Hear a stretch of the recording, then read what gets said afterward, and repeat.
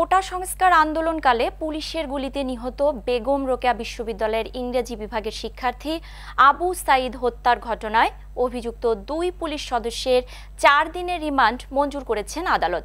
তারা হলেন পুলিশের সহকারী উপপরিদর্শক মোহাম্মদ আমির আলী ও কনস্টেবল সুজন চন্দ্র রায়।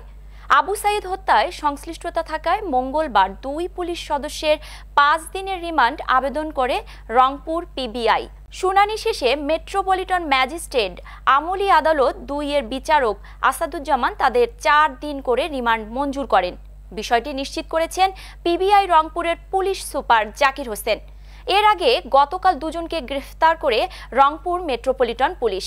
গ্রেফতারের পর তাদের পিবিআই এর কাছে হস্তান্তর করা হয়। এদিকে রংপুর মেট্রোপলিটন পুলিশ কর্তৃক পাঠানো বিজ্ঞপ্তিতে বলা হয়, গত 16 জুলাই বৈষম্য বিরোধী ছাত্র আন্দোলনে বেগম রোকেয়া বিশ্ববিদ্যালয়ের ইংরেজি বিভাগের দ্বাদশ ব্যাচের শিক্ষার্থী আবু সাঈদ পুলিশের গুলিতে নিহত হন।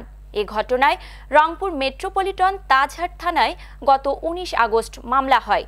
এই মামলায় আসামি এএসআই মোহাম্মদ আমির হোসেন এবং কনস্টেবল সুজন চন্দ্র রায়কে মামলার তদন্তকারী কর্মকর্তার রিকুইজিশনের ভিত্তিতে আইনানুগ ব্যবস্থা গ্রহণের জন্য সোমবার পুলিশ ব্যুরো অব ইনভেস্টিগেশনের কাছে হস্তান্তর করা হয়।